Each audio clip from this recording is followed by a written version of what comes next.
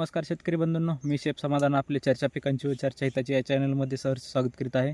तरी मी आजचा पॉईंट घेतलेला आहे तो शेतकरी बंधूंसाठी सगळ्यात महत्त्वाचा राहणार आहे.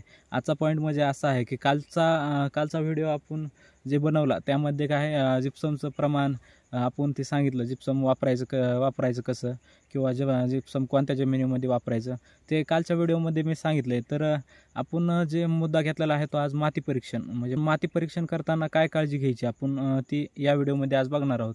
तर मेन मुद्दा, समजा आपण जिथं जनावरं बांधत असताल किंवा आपण शेणखत टाकलेलं असेल किंवा जे रासायनिक खत आपण एखाद्या जमिनीमध्ये जर टाकत आहोत, रासायनिक खत टाकलेलं असेल किंवा बांधाकडीची जी जमीन आहे तर ती आपल्याला घ्यायची नाही. तिथल्या ठिकाणामधलं समजा माती परीक्षण करताना आपल्याला त्या ठिकाणची माती घ्यायची नाही. तरी आपण माती परीक्षण करताना आपल्याला कमीत कमी एक 16 नमुने घेणं महत्त्वाचं राहतं. कारण 16 नमुने घेतल्याच्यानंतर आपल्याला लक्षात येऊन जातं की जमिनीमध्ये काय काय कमी. तर आपल्याला माती परीक्षण करताना जे आपलं ठिकाण निवडायचं, कमीत कमी 1 एकरचं शेत असेल आपलं तर 100% आपण ते ठिकाणची 16 ठिकाणची माती घ्यायची, जे की नागमोडीचा प्रकार असणार. नागमोडीसारखी आपल्याला माती घ्यायची. प्रत्येक ठिकाणी आपल्याला व्ही आकाराचा खड्डा करूनच त्या ठिकाणची माती घ्यायची. या सगळ्या 16 ठिकाणची माती एकत्र करूनच आपल्याला जे एक ठिकाणी समजा एक चवळा घ्यायचं किंवा मेनकाठपुडाची पिशवी घ्यायची, त्यावरती सगळी 16 ठिकाणची माती आपल्याला टाकून एकत्र करायची आहे. व एकत्र केल्यानंतर आपली जी माती असेल समजा सगळ्याची हातानं घोळून जे आपल्याला खडे वगैरे काय समजा जे येणार आहे आपलं, तर ते काढून टाकायचं आपल्याला पहिल्यांदा. ते काढून टाकल्याच्या नंतर असं होईल जे की समजा 4 हिस्से करायचे प्रत्येक ठिकाणी.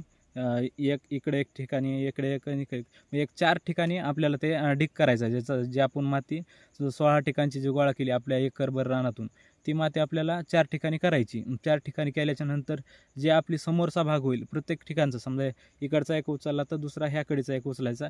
जी माती आपण घेताल ती घेऊन आपल्याला माती परीक्षण करायला द्यायची आहे. त्यानंतर आपल्याला समजून जाईल की समजा आपल्या ह्याच्यामध्ये कुठलं अन्नद्रव्य कमी किंवा आपल्या त्यानंतर आपल्याला समजून जाईल की आपल्या शेतामध्ये समजा कुठलं अन्नद्रव्य कमी, आपण किती प्रमाणात वाढवायचं किंवा किती प्रमाणात आपण अन्नद्रव्य कुठले कमी करायचं. आणि त्यामध्ये आपल्याला समजा जमिनीमध्ये ती आपण कालच्या व्हिडिओमध्ये जे सांगितलं होतं की जी चोपण जमिनी झाली असेल तर ती आपण कोणत्या आपला घटक जास्त व्हायला आहे ते आपल्याला लक्षात येईल.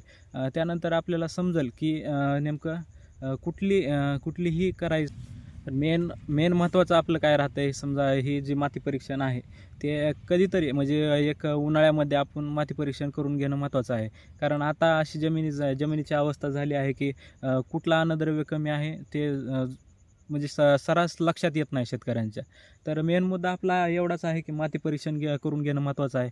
जसे की आपण दरवर्षी आता शेतामध्ये बी टाकता, त्यातून उत्पन्न काढता, तर ती जसं महत्त्वाचं आहे आपलं तेवढीच माती जी आहे त्याची सुपीकता राहणं, भुसभुशीत राहणं, तर ती महत्त्वाचं राहतं.